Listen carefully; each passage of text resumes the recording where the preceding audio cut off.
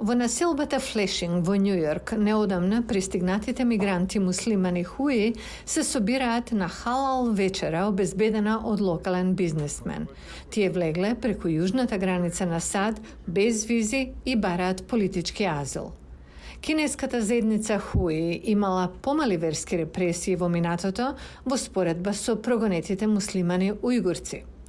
Но приказните од неодамнешните мигранти укажуваат на промена на тој тренд. Тие не сакаат нивните имиња да се користат поради страф од можна одмазда во Кина врз нивните семејства. Полицијата ви го проверува телефонот, вашите фотографии, пораките, социјалните мрежи. Ако открие нешто за религијата, имате голем проблем. Овој човек вели дека владините службеници биле испратени во неговиот дом откако откриле дека тој и неговата сопруга практикуваат ислам и се молат. Например, наутро некои луѓе влегуваат во мојот дом, пишуваат што правиме. Не можеме да се молиме слободно. Кинеските власти ги негираат наводите за религиозно угнетување.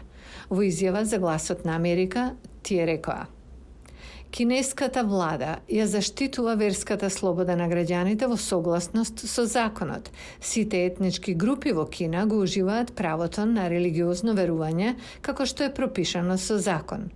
Не постои такво нешто како верско мешање во Кина.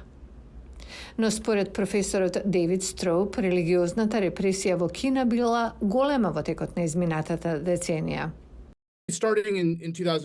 Почнувајќи од 2014 се преземаат чекори за отцрнување на исламската религија, што значи дека владата презема чекори да стави ограничување врз верското практикување. Строуп вели дека се повеќе кинески муслимани бараат помош по неодамнешната ескалација на владината контрола врз религиозното изразување.